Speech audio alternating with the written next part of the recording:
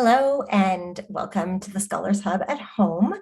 I'm Allison Gampel and I'm the Associate Director of Alumni Programs here at York University. Really delighted that you've chosen to join us for today's lecture called Small Town Short Work Week, Evaluating the Effects of a Compressed Work Week Pilot in Zorra, Ontario, Canada, with Zachary Spicer, Associate Professor in our School of Public Policy and Administration in the Faculty of Liberal Arts and Professional Studies. I accept the responsibility to acknowledge the land that I'm on because we're not all gathered in the same place. The land that I'm about to acknowledge might not be for the territory that you're on. So please take the responsibility to acknowledge the traditional territory you're on. The website nativeland.ca is a good resource for this. As a member of the York University community, I recognize that many Indigenous nations have longstanding relationships with the territories upon which our campuses are located that precede the establishment of York University. York University acknowledges its presence on the traditional territory of many Indigenous nations. The area known as Tekaronto has been caretaken by the Anishinaabe Nation, the Haudenosaunee Confederacy, and the Huron-Wendat. It's now home to many First Nation, Inuit, and Métis communities. We acknowledge the current treaty holders, the Mississaugas of the Credit First Nation. This territory is subject of the Dish with One Spoon Wampum Belt Covenant, an agreement to peaceably share and care for the Great Lakes region. Before we introduce our speaker today, I do want to take a moment to tell you about the alumni survey that we're currently conducting. You all who've chosen to be here with us at our Scholars Hub are among our most valuable community members, and we are inviting you and all York alumni to participate in and help shape our future by completing the survey. Your survey responses will help us better understand how to communicate with you and make sure that we're providing engagement opportunities that really meet your needs. So please check your inbox for an email that's titled Your Opinion Matters. Complete our alumni survey. It will come from alumni@yorku.ca, and it will only take you about 10 minutes to complete and give you the chance to provide your insights. In case you need any incentive upon completion, you'll be given the option to enter into a draw to win one of 10 $250 MasterCard gift cards. And I believe the link should be appearing in the chat. If you by any chance did not receive the survey, please feel free to contact us at alumni@yorku.ca, and we will be sure to send you your unique survey link. So we like to conduct a quick poll before we begin each lecture, and today's question is, how would you rate your knowledge regarding the topic of today's presentation? So it's just popped up on your screen. And let us know how much you know about what's been taking place in Zorra. I know I'm personally new to the topic and so excited to learn if it's going to make its way to Toronto. So thank you all for answering. Looks like many of us have a little bit more to learn, which is fantastic. So now many of us are familiar with Zoom, but if you do need any help with the Zoom webinar, please feel free to click on the Q&A button at the bottom of your screen and type in your question. We've got a team on the back end ready to help you. And following the lecture that we'll hear from our wonderful professor, that same Q&A button can be used to submit questions that I'll ask on your behalf during the Q&A period that will follow the presentation. I do want to note that all of your questions and comments are visible to our panelists and to our staff, so please keep your comments relevant and respectful. So on to our talk today. Today's talk will be given by Zachary Spicer, who's an associate professor, again, in our School of Public Policy and Administration. A little bit about Dr. Spicer. He previously served as an assistant professor at Brock University, a senior policy advisor for the province of Ontario, and the director of research for the Institute of Public Administration of Canada. He holds a PhD from the Department of Poli-Sci at the University of Western Ontario and completed postdoctoral fellowships at Wilfrid Laurier University and the University of Toronto. We are so pleased, Dr. Spicer, that you can make it and share your work with us today. Welcome. Thanks so much for having me. I appreciate it. Just have some slides or something to share, so I'll just pop these up. I assume everyone can see those. We're all good? Okay. If not, let me know. But so with that said, thank you very much for having me here today. So what I'm going to be doing today is talking about a compressed work week pilot project in a small town, but I want to also extend that particular conversation to the future of work and what it may mean for all of us as we emerge from the COVID-19 pandemic and begin to thinking about, how we want to structure our work and our personal lives and what we really kind of want to get from our professional lives. So let me start this conversation off by talking about April Fool's Day. So this was a blog post that was put up by BlogTO. BlogTO is a media outlet here in Toronto. It's quite active on social media, and they decided that this would be an absolutely hilarious April Fool's Day joke. Ontario to mandate all businesses switch to a 4-day work week starting in 2023. People weren't too excited about this particular joke. A lot of people didn't find it as funny as the editors at BlogTO might have been. So they got hundreds of comments on Twitter. Just a couple of the ones I want to direct your attention to. In the left-hand corner here, we have Evan, who says, "I've been burning out for 2 years and thought my life was going to significantly improve for a second, but it's not." And Erica says, "As there have been many instances where this worked successfully, this made me happy and then very sad. Why joke about this when people are already running on midnight oil?" So people didn't find this to be particularly hilarious. In fact, Robert Benzie, who is a journalist with the Toronto Star, had to actually clarify that this was not the government of Ontario's position. This was an April Fool's Day joke. So calm down, everyone. But one politician from Ontario who was interested in this and did chime in was Stephen Del Duca. Stephen Del Duca, of course, is the leader of the Ontario Liberal Party. He said, "Hold on now, BlogTO.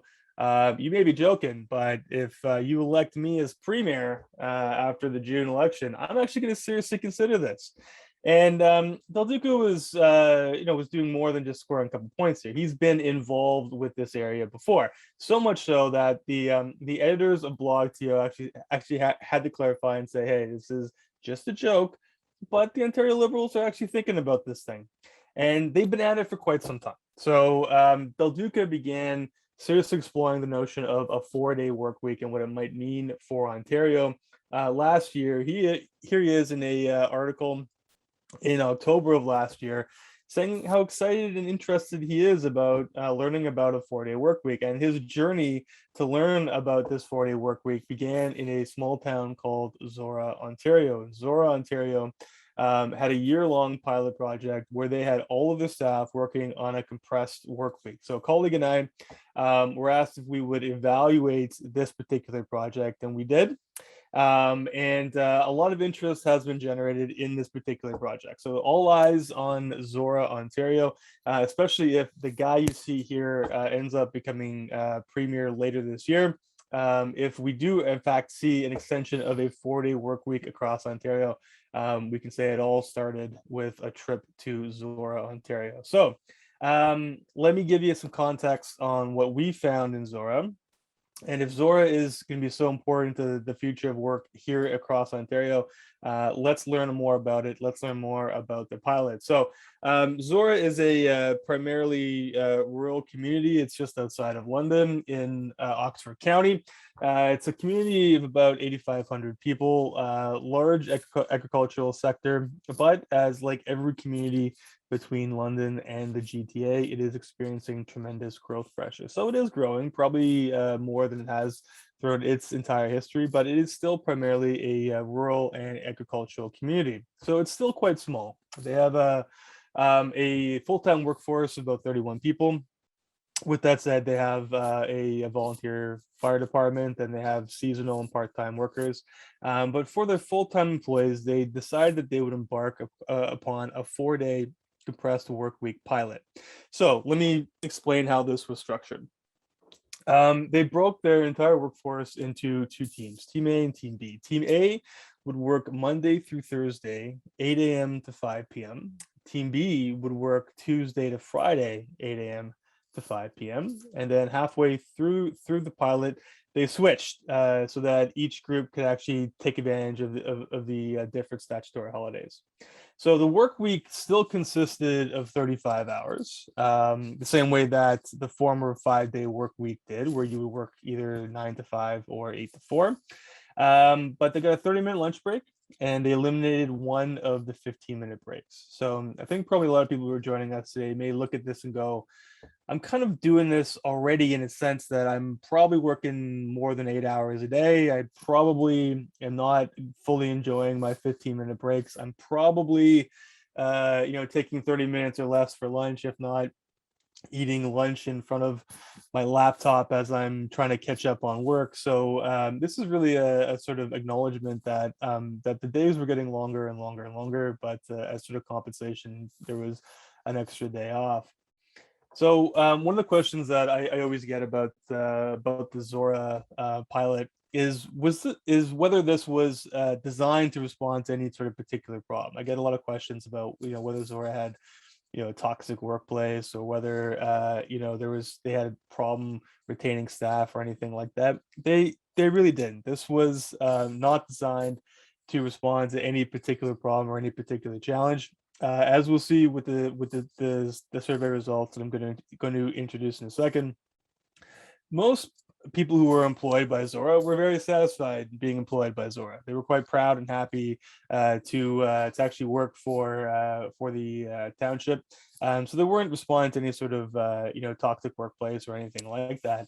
But what this was designed to do is proactively get ahead of some somewhat concerning trends in the local government employment sector. So there is a fight for talent within the local government sector, same as there is in a number of different sectors.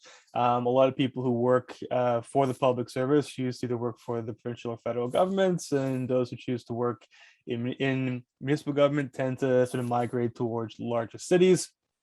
And they're also kind of facing a wave of retirements probably in the next 10 years, where a bunch of senior leaders will be reaching retirement age and will be calling it a career. So to recruit the best talent, it was thought that this may be a way to make Zorra a little bit more attractive as a potential employer. So the goal here, of course, is to enhance work-life balance, and to increase recruitment and increase retention. I will note too, though, that the municipality didn't necessarily have a problem with recruitment and retention currently. What they were trying to do is get ahead of some of these curves. And so I think if you were joining us today, you're probably thinking compressed work week. On the surface, sounds fantastic.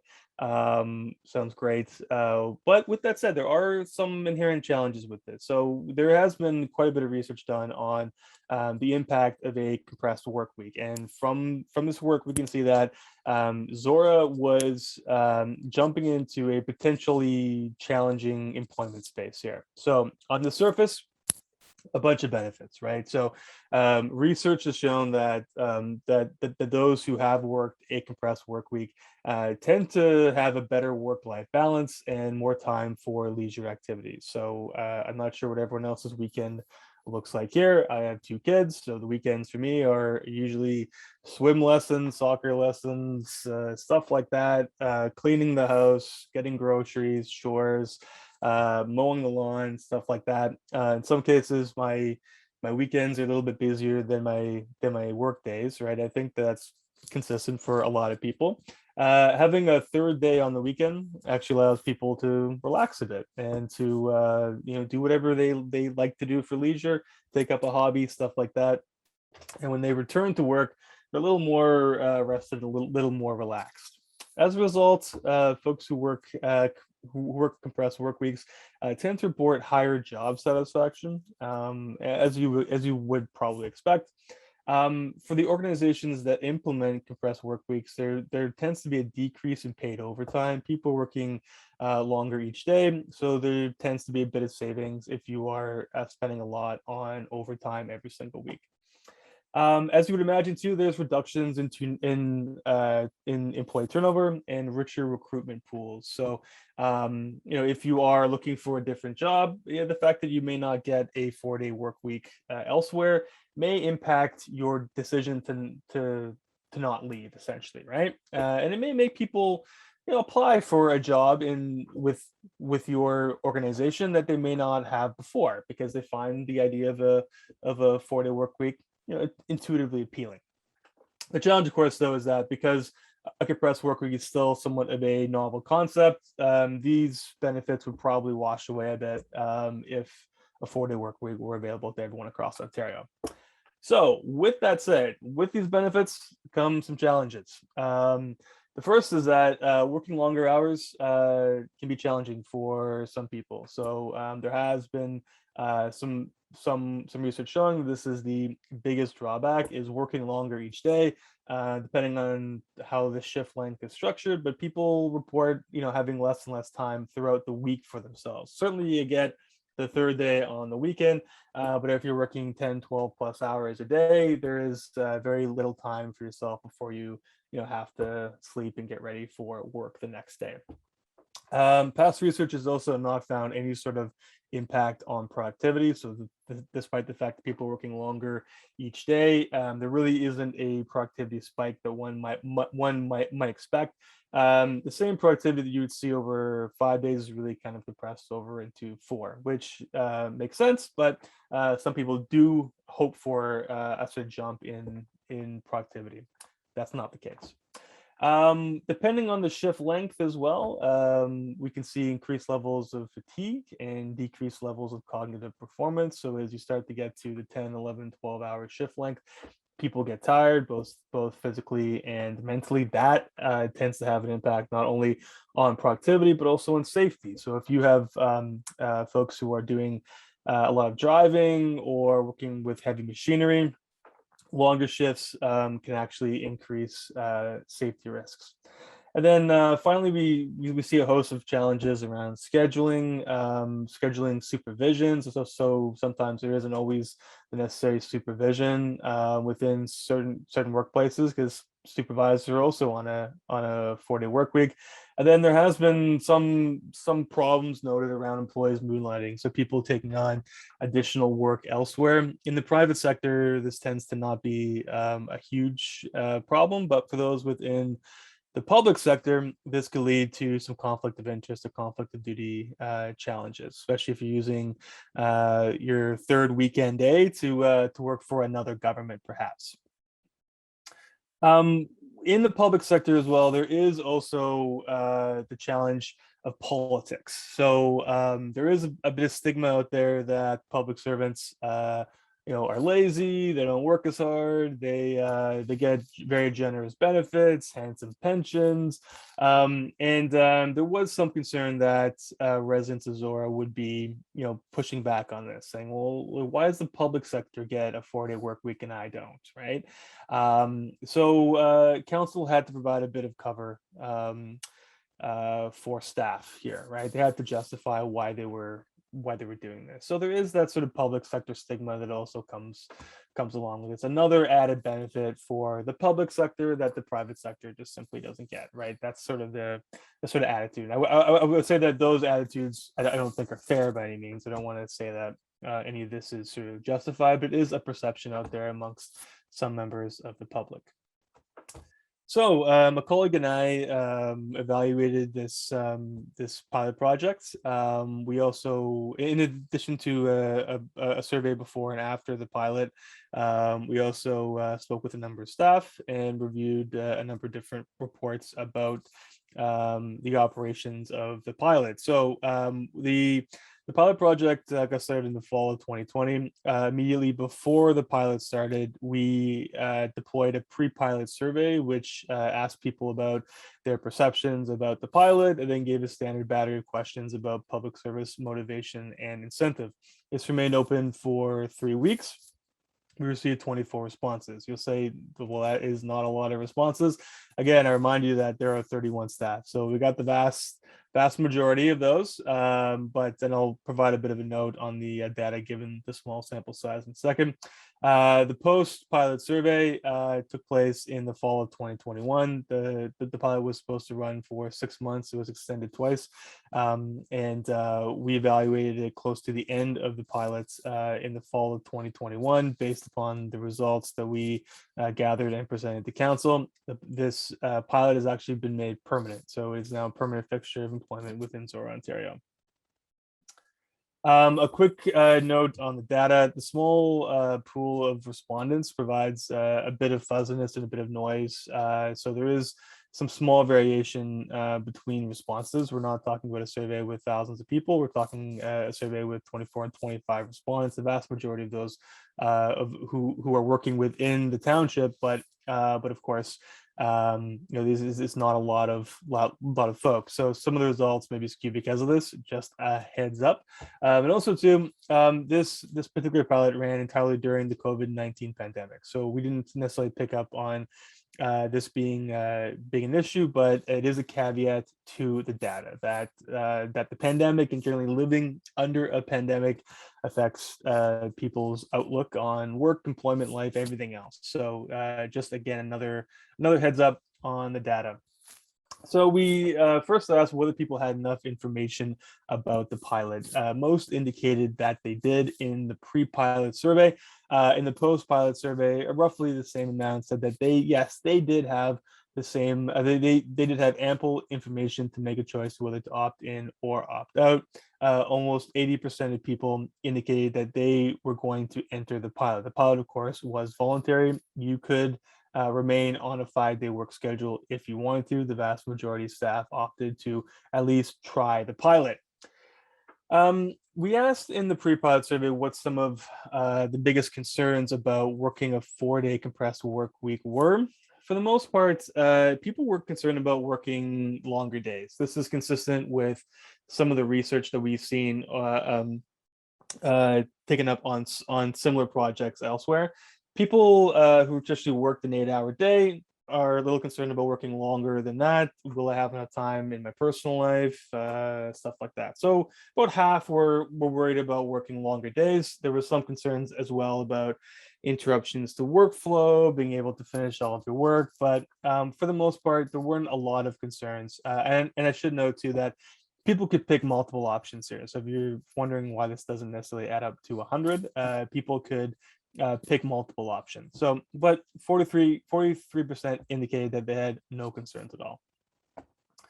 We provided a standard battery of statements that are related to public service, motivation, and incentive. And we gave all the respondents the ability to either agree or disagree on a 5-point Likert scale. So answers closer to 1 mean that the respondents strongly disagreed. Answers closer to 5 mean that they strongly agreed. So what you're seeing here are mean scores. And there's a lot of similarity between the pre and post test. A couple things I think warrant being kind of at least pointed out. The statement about feeling like you're part of a team, this went down a bit. This could be the fact that you're just not seeing your team as much as before. Feelings about having a good work-life balance went up, as one would probably imagine. The ones that are closer to the middle here, closer to 3, tended to sort of be related to administrative concerns. So communication from management not necessarily being clear, having adequate lines of sight to actually progress within the organization, having your career goals supported by senior management. There were some concerns here closer to the middle of the pack. These are probably management related concerns. We've obviously passed this along. These are organizational matters, right? We asked people in the pre and post survey what they found most attractive about the pilot project. For the most part, people were interested about spending more time with family and friends and having more flexibility in their work life. We didn't find a lot of interest in either pursuing outside educational or professional opportunities. So there weren't a lot of people indicating that they were going to be moonlighting or taking on an additional job on the Friday or Monday, or a lot of people sort of indicating that they were thinking about going back to school or something like that. For the most part, people planned and then actually did take that 3rd day on the weekend to rest and relax. Some of the conversations that we had with staff reflect this as well, that most people said, well, Saturday and Sunday are for chores, doing stuff around the house. Friday or Monday, they expressed a lot of happiness about being able to read a book, being able to garden or, watch TV even, right? So there was a sort of sense that you're actually able to decompress relax, and that you were ready to go when the work week restarted. Satisfaction with the township remained high. So as I mentioned, most people were quite satisfied to be an employee before, quite satisfied afterwards as well. We asked people in the post-pilot survey what they liked least. Most people said that they didn't like working longer days and that there was a bit of a interrupted workflow. These numbers came down significantly from the pre-test survey. So what we could say is that some people did have more concerns about working longer days before they actually started working them. The shift length, as the pilot was designed, was quite manageable as well. We're talking about 9 hours a day, as opposed to a 12-hour day or something like that, which is significantly longer. So the way that the workday was structured with fewer breaks made it manageable for a lot of people. 73% indicated that they would like to continue to take part in the survey in the pilot if it were continued. It's now been made permanent, so everyone now has the option to opt into a compressed work week if they like. One of the sort of biggest concerns around working longer days actually revolved around childcare. So finding childcare can be difficult. This task can be a little bit more challenging in a rural community like Zorra. But if you are working longer days, 4 days a week, that may be considered a part-time childcare arrangement. So if your child is only in daycare 4 days a week as opposed to 5, that could be considered part-time. And then when you add in commuting, drop-off times could be at 7 or 7:30 in the morning. Pickup could be 5:30, 6. It's tough to find extended daycare, and it's tough to find part-time daycare. So some of the people who had to opt out of the pilot did so because of childcare issues, and all of those people were women. So it was women who were mostly opting out because they had to find childcare arrangement, which is consistent with past research on workplace flexibility. That those who are not able to take part tend to be women, and it tends to revolve around family responsibilities. What we did find as well is that most respondents indicated that they appreciated having more time for themselves. So as I mentioned, having the third day on the weekend, it was like, yeah, I can read a book, I can go for a bike ride, I can do what I want, right? So the third day on the weekend is really for relaxing and leisure. What we also heard from a number of staff who have caregiving responsibilities, mostly around elderly parents, is that they were able to schedule a lot of doctor's appointments and support services that their parents require on either the Friday or the Monday. So we got a lot of people saying, well, I'm able to take my dad to the doctor on the Friday or the Monday, or I'm able to sort of take mom for blood tests on the Friday or the Monday, and not have to sort of not have to book time off work. So it allows more flexibility with those who are providing providing caregiving to either to elderly parents or something along those lines. So there was a lot of flexibility there, managing your personal and professional responsibilities, and most people appreciated that. With the pilot, sorry, with the survey, we didn't really pick up on any of the negative aspects associated with a compressed work week that we have seen in past research. So there wasn't a lot of reported fatigue. There wasn't a lot of staffing or scheduling challenges. There wasn't really any concerns about outside work. For the most part, people were taking that extra day for leisure, as opposed to picking up an additional shift at a separate employer or something along those lines. Some of the political concerns were actually headed off because the pilot allowed for the township office to be open 5 additional hours per week because there was someone there for an extra hour a day. So the public is actually getting more access to government than what they had before. So when some people before thought, well, if the public servants are only working 4 days a week, that means you're closing the office on Friday. Not the case. And there's actually extended hours every single week.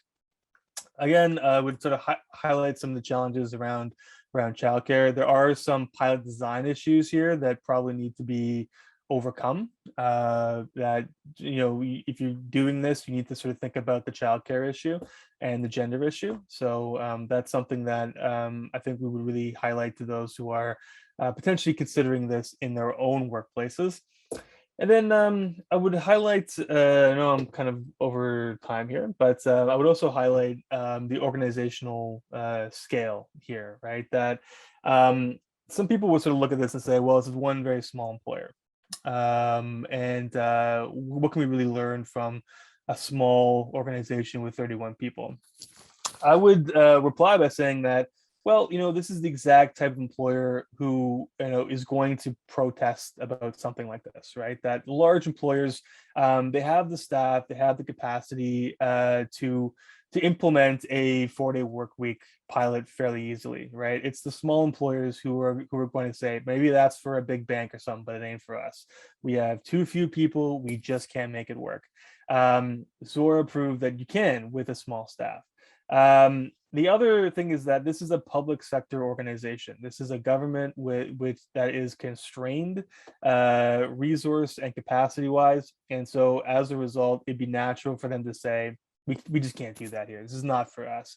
That this isn't the setting where you normally see workplace innovation taking shape. And so Zorra proved that this was successful and possible. So I think that the scale here matters quite a bit. So with that said, that's it for me. But I'm of course more than happy to answer any particular questions that have come up. Yeah, thanks again for having me. I appreciate it.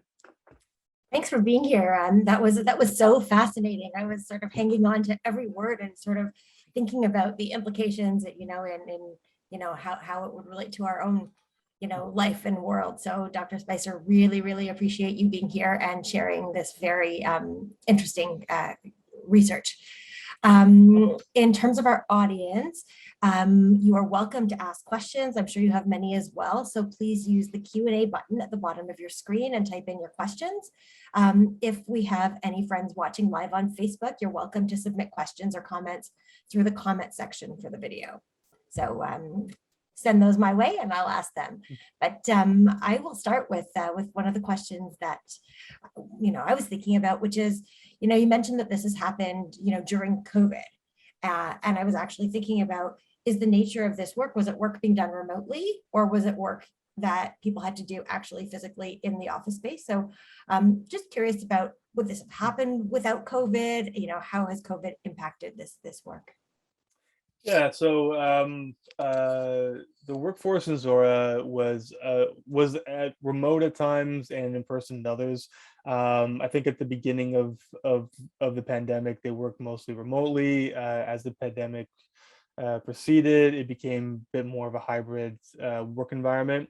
The staff in Zorra, it being a small town, there's a lot of face-to-face interaction with the public. So for the most part, most staff were in the office. So I think that's a good thing about this particular pilot, is that for the most part, they were physically within the township office. Would this have happened without COVID? So I mentioned at the very beginning, the Team A, Team B split. They originally did this as a COVID measure. So they split the workforce so that there wasn't a lot of interaction between staff, so that they could limit possible infections. And that breakdown got them thinking about, maybe we could actually play around with the hours of work here and actually begin to do this. So I think that the idea of a compressed work week was on their radar a bit from the very beginning, but the employee split got them thinking a bit more about how this could actually work out, that we wouldn't have to actually close the office for an entire Friday. We could split the workforce and get them working either Friday or Monday, right? So that kind of prompted a potential solution here. But one thing I will mention about COVID is that a lot of the interest in this pilot from elsewhere, I think, stems from COVID. That people are exhausted. We've been through a lot collectively. Certain communities and certain people have been, through a lot more than others. But I think we're all fairly exhausted, all fairly tired, and that we're looking to find some balance between our personal and professional lives, especially as we kind of move away from COVID a bit, or we get further distance from it. And I think that people now are more acutely aware of how much time I'm actually giving over to my employer every single week, and how little there is left for me, left for my family, left for my friends. So we're beginning to think about this. Like, COVID has been a time of, great tragedy, obviously, but also reflection. And so I think a lot of the sort of motivation to pursue new types of working revolves, from the COVID experience. That I think the world of work is going to fundamentally change over the next 5 to 10 years. So, and all that I think was kind of prompted by a bit of reflection throughout COVID. Wonderful. Thank you for sharing that. So York University is currently assessing the idea of a hybrid work week becoming permanent. We've sort of been operating on a semester by semester basis. How do you feel that this pilot that was done in Zorra, how could it be applied to a larger employer? I believe we have 7,000 employees here at York as an example. Yeah, I mean, I think that from a larger employer perspective, a pilot like this is very, very possible, even if you take one department or a percentage of staff or something along those lines. A large employer can certainly do it. And I would say too, from a workplace innovation perspective, it doesn't necessarily need to be a compressed work week. We could, experiment with hybrid work, remote work, stuff like that. There's flexibility in there, right? But I think that's really what people are craving, is really flexibility, right? That the sort of in the office culture, 9 to 5, I think that is what's really declining here, right? And a 4-day work week may be the future, but flexibility 100% is the future. So I think York could definitely move towards it, but I think the big thing here is that we're looking at workplaces that are results first.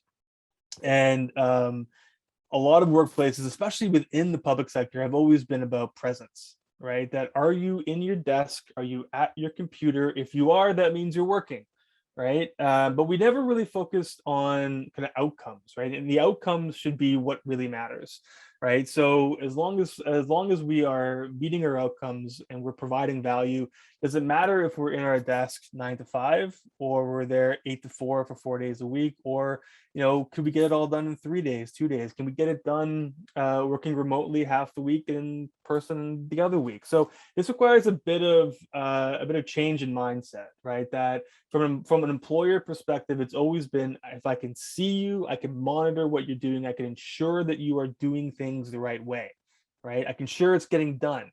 But we live in a world now where outcomes can be monitored electronically. We don't necessarily need to sort of see people to ensure that they are doing work. So I think it requires a bit of a change in mindset. But I think we're getting there. That's a very long-winded way to say yes. Sorry. Yeah, well, it's such an interesting way to think about work.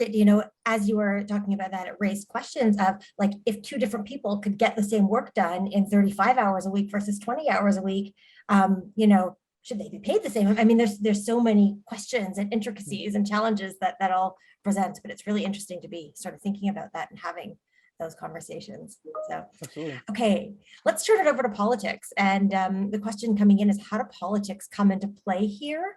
So would you say that a PC government would approach the idea of a 4-day work week different than a liberal government? So politics and its implication.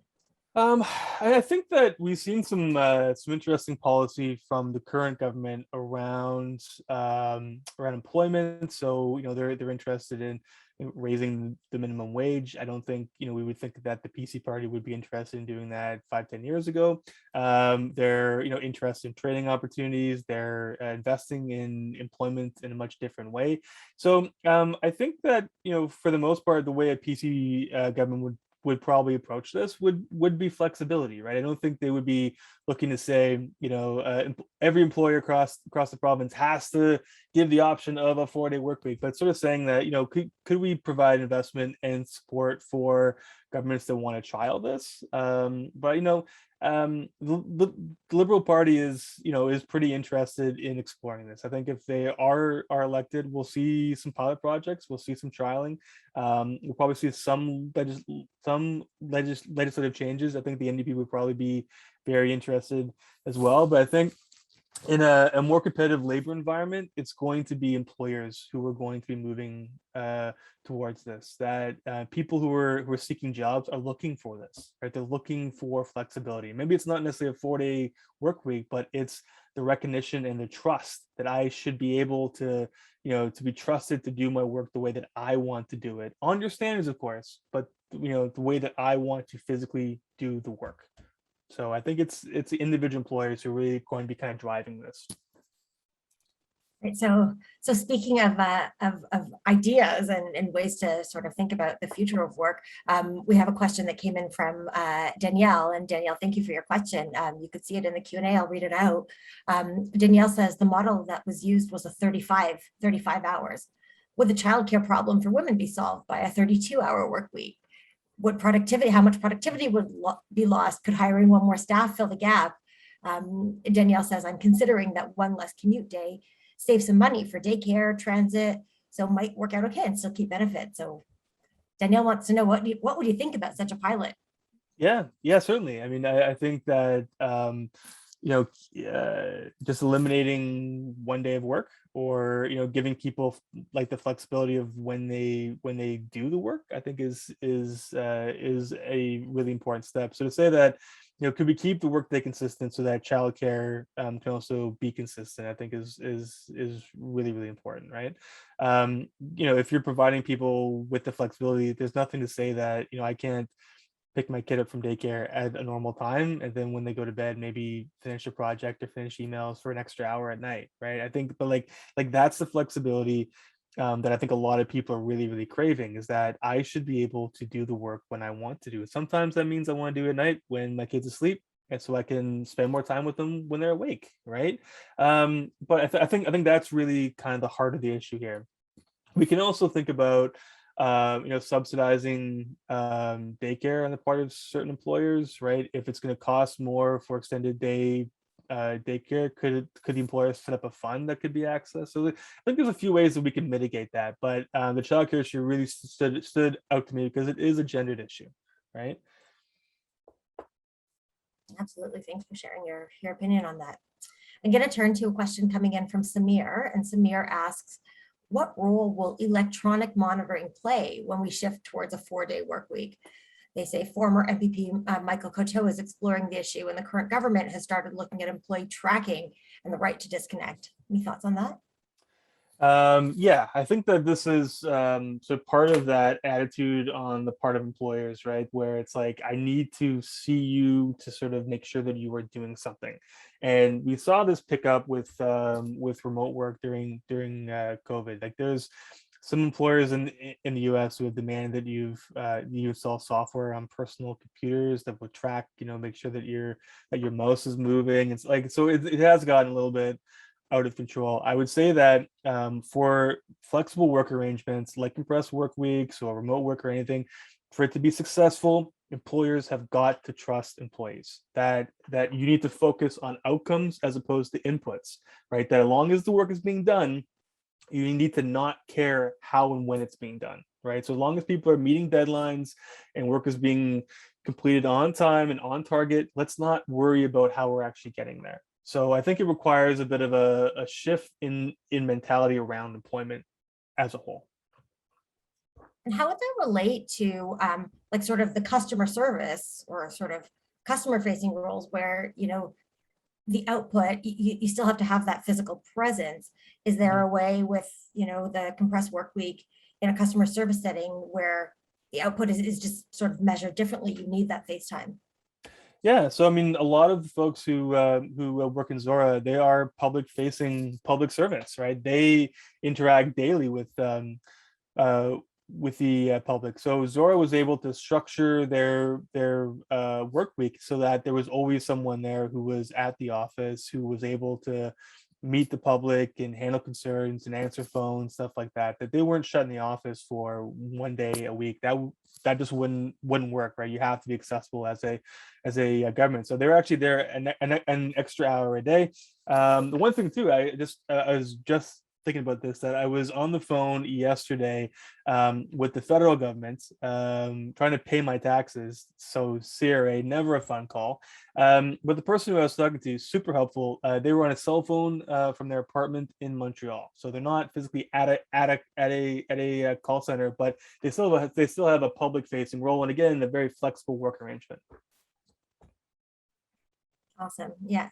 So, I think we're just still sort of in our infancy about the future of work and what it's going to look like. So thank you for sharing with us today your research and, the innovation that took place in Zorra was really, really fascinating and interesting to hear. We've wrapped up our time now for questions. So I want to, on behalf of all of us in the audience and at York University, really thank you for the work that you're doing and for sharing it with us today. No problem. Thank you. So you can log off and I'll just sort of finish off the session. So thank you very much. Take care. So for our guests here, if you would like to share today's session with family and friends, please note that it'll be posted on our YouTube page, which is youtube.com/YorkU alumni. And you can also have a peek at past lectures that you may have missed.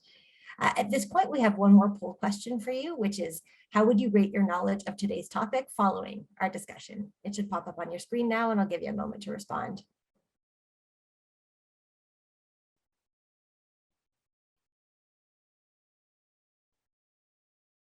Wonderful. Thank you very much. So our next Scholars Hub at Home session should be another interesting one. It's called Rough Seas, Working Conditions in the Fishing Industry and the Impact on Sustainability.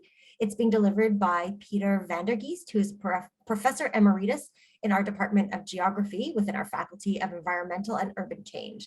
That's taking place on April 22nd, which is Earth Day. Register for that and learn more about all of our programs at yorku.ca/alumni and friends. Thank you all so much for your engagement, your questions, and for being with us today. Stay safe, be well, thank you.